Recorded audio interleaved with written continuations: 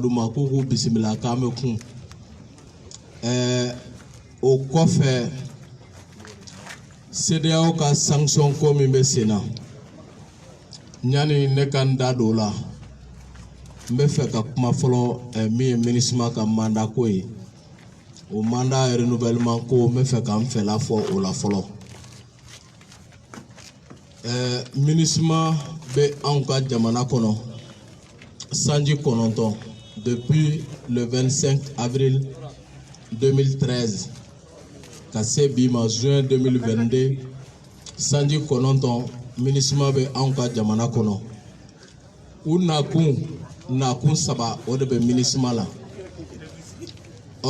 ko u nana ko ka Mali dɛmɛ ko ka Mali population civile ko ka se k'o lakana k'u nana tuguni ko ka Mali dɛmɛ pour que Mali ka keleya o ka sabati o tɛmɛnen kɔfɛ sabanan k'u nana ko ka Mali dɛmɛ pour que Mali bɛ se ka basigi ani Mali ka bɔ nɔgɔla siraw olu bɛ se ka don jamana kɔrɔ cogo min k'an bɔra k'an bɛ guerre kɔnɔ fɔlɔ ko ka population civile lakana don min MINUSMA bɛ na anw ka jamana kɔnɔ ka se bi ma u nalen su kun ye min ye olu nalen ko ka population civile lakana su triplé la de soit à quadruplé la don o don kunun ka fisa ni bi ye MINUSMA jɔlen ɲɛna 15 000 hommes Moussa Diarra magara budget la plus de 1 milliard de francs CFA par jour o de bɛ di MINUSMA ma anw ka jamana kɔnɔ surasi finitigilaka 15,000 u bɛ yala yala la an ka jamana kɔnɔ i b'a fɔ Miss Yaroba u b'o de la an ka jamana kɔnɔ ko olu nana ko ka population civile lakana anw jɔlen bɛ kɛnɛjalan kan olu dogolen bɛ cɛncɛn bɔrɔ kɔfɛ jɔn bɛ ka jɔn lakana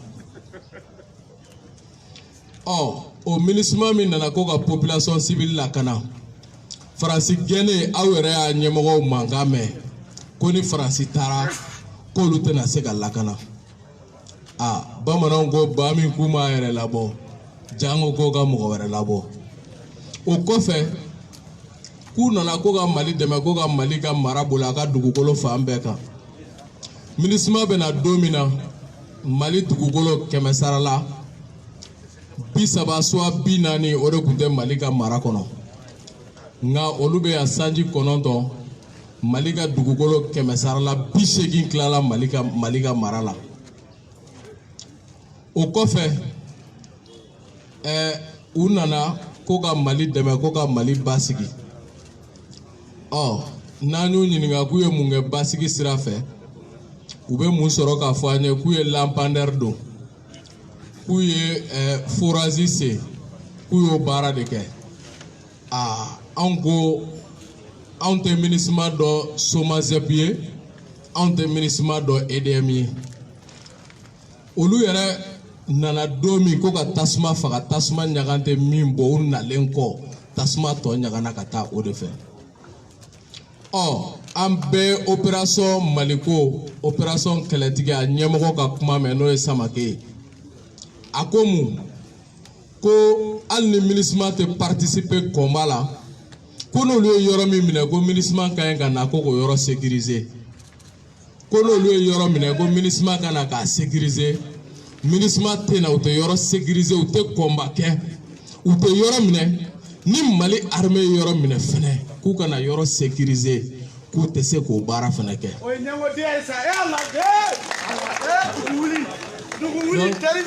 bamananw ko o de la k'i tɛ poro ɲa i tɛ poro para poro ɲa min mana poro ka di ma o fɛnɛ bɛ tili la MINUSMA kɛra o de ye anw ka jamana kɔnɔ u bɛ mun kɛ u bɛ taa opérateur économique dɔw nɔfɛ k'olu ka yɔrɔ dɔw louer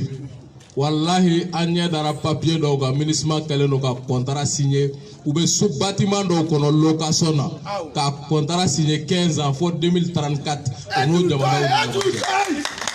on a vu ces contrats wa u taara diɲɛ jamana o jamana kɔnɔ na don de b'u la ta don t'u la fo n'a jamanadenw wulila k'u jɔ wa don o don kunu ka fisa ni bi ye o de y'u ka baara ye Au ministère min nana ko ka Mali basigi, il va taper Google ka la mission onusienne la plus meurtrière au monde. Ça c'est la MINUSMA avec 313 éléments abattus sur terre. U ka surasi 313 de fagara u nale sanji kɔnɔntɔn k'u ma se k'u yɛrɛ lakana olu bɛna jɔn de lakana jɔn parce que u mana o kama la mission la plus meurtrière diɲɛ kɔnɔ Nations Unies ka mission bɛɛ min n'a su cayara n'a bɛɛ ye olu min nana lakanali la dɛ olu yɛrɛ ka su cayara ni diɲɛ su bɛɛ ye 2022 ans après Jésus-Christ o de ye MINUSMA ye. U bɛ jumɛn de ta an ka jamana kɔnɔ an tulo bɛ mun kuma la k'u bɛ baara di jeunes dɔw ma o kuma an ka ministère de l'emploi de la formation professionnelle n'olu dɛsɛra u bɛ mun de ta anw ka jamana ɲɛmɔgɔ la u bɛ mun ta ye n'u dɛsɛra ka baara di malidenw ma u jɔyɔrɔ ye mun ye olu nafa ye mun ye fo k'a fɔ ko MINUSMA de ka n'o di k'anw ka jamana ci o retour a bɛ i b'a fɔ an ye zana min fɔ an furadama. Billahi talahi ni danga wulila jɛgɛ kɔ a b'a bisigi ko jɛgɛ minɛna nana k'ale balo o kuma de ye tiɲɛ ye sogoni min bɛ sogo fitinin min bɛ don dole la ka fili kɔrɔ aha ala k'an kisi n'i y'o ta k'i nana k'a nana i balo i b'a dɔn sanga fitinin k'e de bɛna kɛ k'ale balo an bɛ mun baara minɛ MINUSMA bolo u nana baarako de kuma na yan u nana baarako de la yan o ye mun kuma ye k'a fɔ an ye. An ye mun kuma wɛrɛ mɛn k'u bɛ denmisɛnninw dɛmɛ ko ka ekɔlita minɛn d'u ma ko ka tila ko ka tigɛciw kɛ bolociw kɛ vaccins campagne ko mɔgɔkɔrɔbaw ko k'olu ɲɛ furakɛ n'anw ka ministère de la santé dɛsɛra u bɛ taa ka bɔ yen den bɛɛ ma bange pour que ka jamana to crise kɔnɔ ka jamana ɲɛmɔgɔya kɛ bɛɛ ma bange o kama ni jamana basigilen don on peut se permettre mais un pays en crise avec grand C. Il faut être un enfant digne, intelligent, audacieux et profondément patriote pour pouvoir libérer ce pays. Ni hakilina tila ibe taka boy. Parce que desra ki ka baraka o kuma de tiɲɛ. En club muna ko ministère de la défense ko effectivité ko de la ka mago be MINUSMA ka 15 000 hommes na. Et pendant ce temps, nous mettons terrain ga ko ku te ka effectif mago nya. An ka dugu bɛ ka cisirigi da magara la n'i y'a ta Sobanda a kɛra mois de mars Ogosagu mois de mars Mondoro mois de juin et Jalasagu mois de juin chaque fois que MINUSMA ka mandat ka ɲi ka renouveler au mois de juin o wagati de la an ka jamana bɛ kɛ tonbo ye an ka dugu bɛ ci anw balimaw bɛ faga MINUSMA bɛ tila ka wuli ka teliya ka bɔ ka mun fɔ ko non ko siya dɔ de bɛ ka siya dɔ faga olu de bɛ pere k'o fɔ a b'a dɔn siya min bɛ ka siya min faga anw na ko ye ka siya lakana aw tɛ se k'a lakana mun na o kun ye mun ye k'aw bɛ n'o kuma fɔ an ye ka tila k'o don hakili fɛgɛman dɔw kɔnɔ o wagati kelen MINUSMA nana ni kɛlɛbanko min na anw ka jamana kɔnɔ MINUSMA bɛ ka mun kɛ ka arajoso dayɛlɛ ko Migado FM o tɛ dunan wulutala ye dutigiya ko t'o kɔnɔ pour manipuler l'opinion don o don u bɛ sifuru makaburu fɔ diɲɛ don o don ni mɔgɔ hakɛya fagara u bɛ sɔrɔ ka siyaw ka tɔn minnu sigilen bɛ ko n bɛ ka siya dɔ lafasa nous sommes un peuple invité une fois. Toutes ces associations à caractère ethnique, puis ils doivent être très vigilants. Jamana bɛ wagati min na bi ni de kɛra utu ni tutsi ni ɲɔgɔn cɛ radio 1000 konis ka jamana kɛ tombo ye kalo 3 kɔnɔ mɔgɔ 1,000,000 k'a bɛɛ faga wuranda. Il a fallu un patriote visionnaire comme Paul Kagame ka na k'a ka jamana la wuli ka jɔ a sen kan. On a besoin de visionnaires. Ni fɛrɛ t'i kɔnɔ i bɛ kɛnɛ bila walayi fɛrɛ bɛ min kɔnɔ de bɛ na ka kɛnɛ minɛ o kuma de ye tiɲɛ ye. O Migado FM don o don a bɛ tere sɛri don o don a bɛ sanga ci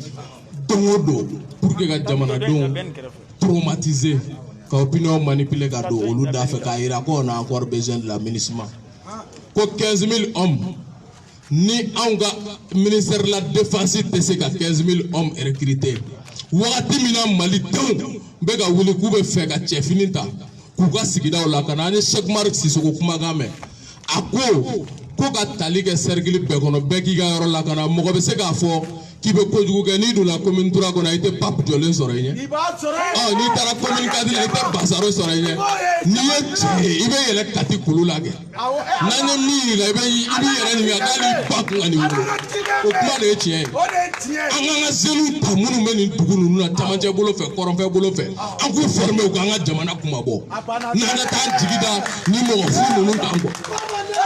anw ma bɔ fugari la an bɛ sa walayi bilayi talayi an tɛ kɛ fugari ye n'o miirinaw tɛ yen ministère de la défense la u ka kɛnɛ bila o kuma de ye tiɲɛ ye an mago tɛ MINUSMA la an ka jamana kɔnɔ ko k'a fɔ ko de bɛ na anw lakana ko effectif ko de don tiɲɛ tɛ ko budget ko k'a gérer mais jamana kɔnɔ ni min tɛ se ka ɲɛnabɔ priorité ko de don n'aw kan ka goudron tan de dilan priorité ye guerre de ye cɛ a ye goudron kɛ 5 ye goudron ka d'an ye sa mais diɲɛ ka di i b'a kɔnɔ sa o de bɛ dɔgɔya o de ye priorité ye k'a bɔ dɔ la k'a don dɔ la o de bɛ kɛ ni baara min bɛ kɛ i bɛ bɔ dɔ de la k'a wari ta ka bɔ ko dɔ de la k'a bila ko dɔ la la guerre c'est la priorité wari tɛ diɲɛ kɔnɔ anw bolo min ka ca ni maliyɛn kelen ni ye o tɛ tiɲɛ ye quoi o tɛ tiɲɛ ye n'o bɛ bɛn min ma miiri de bɛ kɛ k'o ɲini o wagati kelen na ni universitaire minnu b'an bolo ko économistes don an bɛ fɛ u k'o proposition kɛ u ka bɔ un intellectuel c'est quelqu'un qui sait trouver des solutions aux problèmes de la société basta kɔrɔ tɛ intellectuel la n'o tɛ n'u tɛ se ka na ni miiri ye cogo di an bɛ bɔ nin gɛlɛyaw kɔnɔ u k'a to an ka dɔ mɛn walayi u k'a to an ka dɔ mɛn docteur Ampititi Patata ceci cela an bɛ gɛlɛya kɔnɔ a ye papier bɔ a ye hakilina bɔ an bɛ bɔ cogo di ani irisiw ka tigɛ di ɲɔgɔn ma kɔnɔ o kuma de ye tiɲɛ ye mais nin MINUSMA in sous coupole de la France n'i y'i bolo kelen b'o bolo i bolo kelen bɛ taa di États-Unis ma cɛ i solila i ma tagama o kuma de ye tiɲɛ ye MINUSMA bɛ nin rapport lankolon min n'anw ka jamana kɔnɔ walayi bilayi talayi ni Ala ka dɛmɛ ye a bɛ jɔ hali ko mɛn ta tɛ. Ali ko mɛnta tɛ nin ye peuple ka kuma de ye ali ko mɛnta tɛ a bɛ na lajɔ ala ka seli ɲuman tɛmɛ an bɛ na ɲɔgɔn ye bawolo siman kan anw ni MINUSMA n'a dajara min na jeliw b'o mamalima an tɛ se k'an sigi an ka jamana ka cɛ an ɲɛna MINUSMA ka kalo 3 fɔlɔ ye n'i y'a rapport ta k'a lajɛ ko Yɛrɛwolo tɔgɔ la ko ne ko ka brigade de vigilance sigi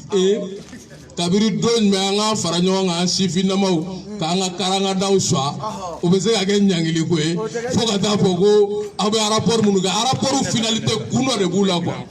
a kun ye min ye ko CPI ala i t'an dɔn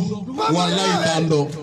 i t'an dɔn kaso VIP kilim min ka kaso min na k'o de ye CPI ye anw mago bɛ min na walayi o ye kaburu pays de ye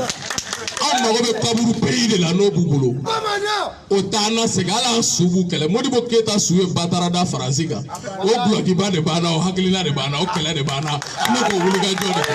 hali an su t'u tɔ ye kuma tɛ an balolen jɔlen. États-Unis fana k'i labɛn maître Samuel Loko ko diɲɛ yɔrɔ yɔrɔ la ni kɛlɛ ye inévitable ye k'i fɔlɔ k'i bolo bɔ walayi quand l'agressage est inévitable il faut frapper le premier an labɛnnen don dɛ an labɛnnen don et ils vont nous attendre très prochainement an labɛnnen don k'o de fɔ MINUSMA ko la laɲini ye min ye tuguni ka embargo k'anw ka jamana kan o rapport kuntan de don k'an ka autorité militaire lajɛ k'olu condamné CPI ko la ka Yɛrɛwolo condamné CPI ko la mais anw tɛ chiffre ko dɔn minnu bɛ chiffre dɔn olu de ko chiffre 13 ye chiffre porte malheur ye u ye article min kɛ anw kan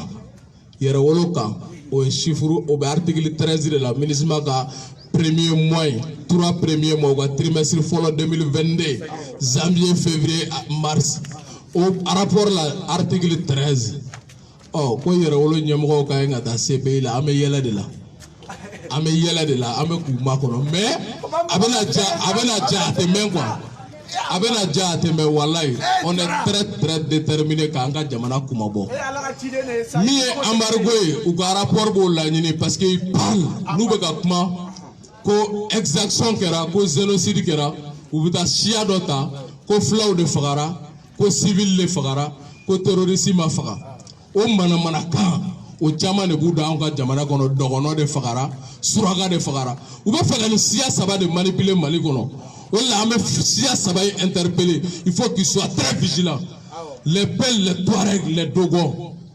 Il faut que vous soyez très vigilants. Ni wakati kono ube feka au siya saba de manipuler ka Mali ke tomwe au kana so. Amba do auto sont 10 ans ils ont échoué. Ube ka kuma fo met jamana wara kono sera ka réussir à la kalo saba. Ame peuple malien ne faut pour sa grande intelligence.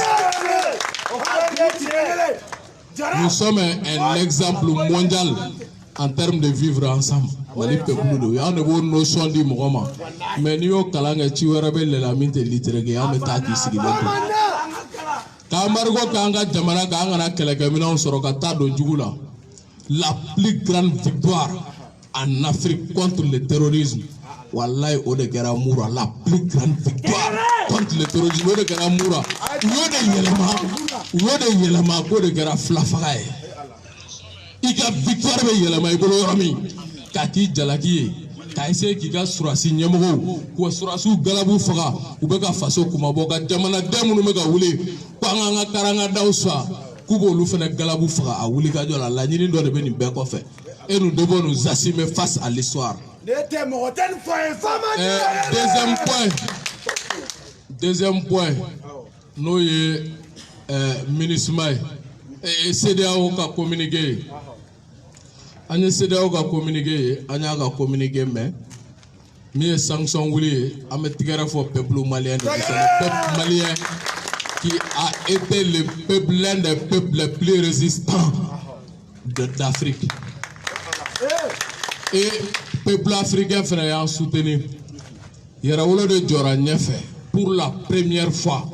La date du 14 janvier, ça a été initié par Yɛrɛwolo debout sur les remparts.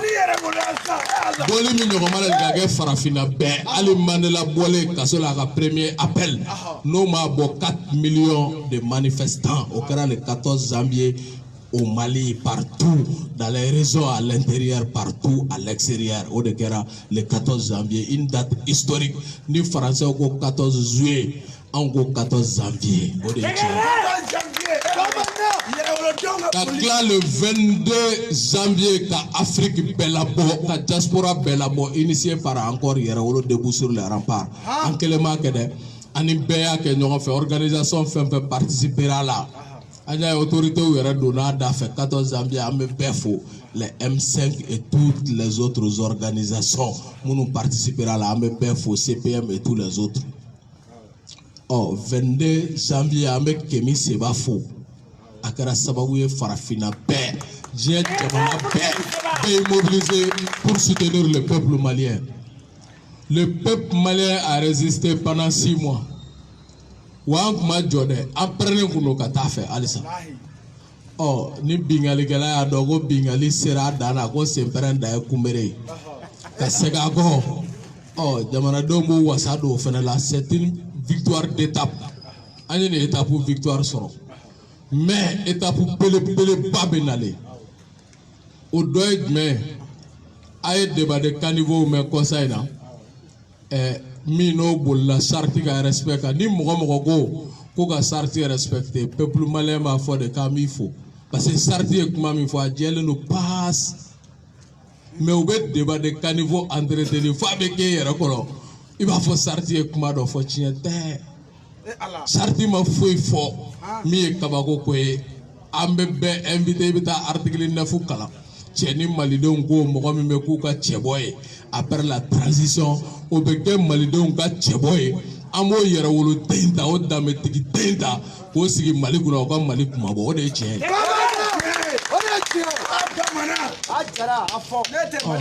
Embargo tɛ n'i bɛ barigo biri an da la hali san kana na fiɲɛ kana don an kan i b'o kɛ.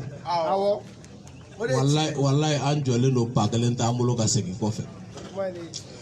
Élection kuma mana fɔ les élections sont une fête dans la démocratie mais anw ka jamanaw kɔnɔ on a transformé les élections en des films de gladiateurs. N'a daminɛna ka ban c'est le sang qui coule, c'est très malheureux, c'est très dommage. Kabri élection massée, on est en train de préparer une crise post-électorale. Contestation méga labé, ça sera élection massée. Parce que certains sentent déjà leur fait en train de venir. Comme un risque laboureur sentant sa mort prochaine, puis venir ses enfants leur parlant sans témoin. Au personnel de la classe politique malienne qui est une exigence. D'où il y a manqué, Chou Djanfara, Hakilina ou Dessera, ou lui Kenyana ou Kenyana. Oh, l'outima me bioro ni kwaja, biolo vla ni kwaja. Ou lui 10 bâtonnets de minele molu bolo ko fara au chiga. Un bâtonnet, 2 bâtonnets, 10 bâtonnets. Ne m'a sera après la transition. Tchenin 10 faranga 70 kacho e 80. Ah, o kalekile misenu wolu bo la me ka jamana kalekile ame bo choko di jonya diru kono. Ame développer choko di jeune nga bara soro état de droit ka ke. Ali sini somba kule do minena, me chama me kelema o kuma e chi anwo fo nyoyen. O kofe wallahi jamana kono ni tara tribunal la bi. Ah, jigi waro do ne. Ali sini duguma kirima bo anola. Jusqu'à présent, à Mouna, dans les tribunaux, on voit plutôt de business que de justice. Nitara Douguma tribunaux là, Somba Kulo do Minena Oetien, Dowero ou Senfa, Oetien, Alsa Dobega Boda, Niluma Boda Soro, a Monsieur Ferlato na Angara Ferlato, Oluma Sira Soroka Boda Soro, mais Douguma tribunaux là, Bingalube, Wa Kemeo. Wa bidoro wa bishegi umbega mine ka mogo ka veniru hypothèque ou ma fenke ka mogo fagala ou la boku blate ku somogo ye million sara ou ba somogo tige ka ja duguma kirila wallahi obe jamana ko na ngo fo e tiende amma go be mogo la mimina état de droit ke an ka jamana kono c'est pour cela ne be nga génération invité an kana somogo shiga manipuler kata am la crise post-électorale kono ame France ga plan do nous desera fambe ou be élection ne bele parce que élection wakati regroupement baw be ke faranyo nga baw be ke mangam baw be ci parce qu'ils ont su qu'ils ont perdu la main sur la transition ou be ka mumbele ça c'est la période électorale l'après transition pour revenir et recoloniser le peuple malien est-ce qu'ame soma ni ante soma yera wolo debout sur les remparts amena Mali bewele anga génération be très prochainement anga antiga di nyogoma ka faso dendo halala de yere wolo de dota minte jonya juru kono abene ala ci après la transition ala ka debe ko sigi Mali président ala o de ci yere wolo no bara de après la transition amena bewele. Les contradictions secondaires nous divisent, tandis que l'essentiel nous condamne d'être ensemble. Anga bokono kele amsenu meu, on desera na yere wolobe ganinge, ambe shigeleye, ambe me mouvement nkele unge, ambe ya diplôme unge, anani ko ke,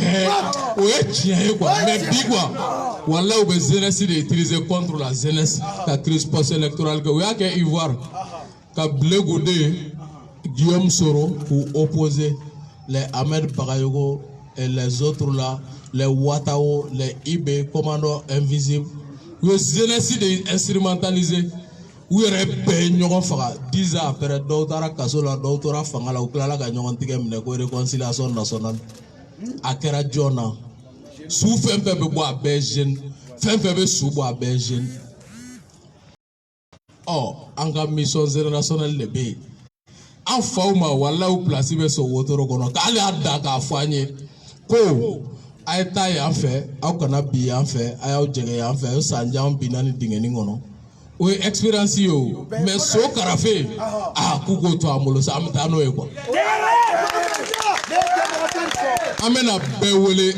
mission générationnelle yere wolof na bewele la mission générationnelle c'est maintenant anga tiga di nyogoma fo nyogongonu ni furugu nu anga paw kuna anga na songa do manipulation foi kono anga jamana en to fitini mbe ka ci anga tiga di nyogoma anga yere wolo dendo sigi anga jamana kuna après la transition anye kele paminge mimbe kele en to mine ka taka fe mali de nga here ka bonya ku ka entre autres ni ne tun bɛ ne bolo k'a fɔ peuple malien ɲɛna ko ni seli tɛmɛna an ni MINUSMA bɛna ɲɔgɔn sɔrɔ Bawolo-Sima kan. MINUSMA dégage o de ye Yɛrɛwolo ka position ye que Dieu bénisse le Mali et debout sur la route.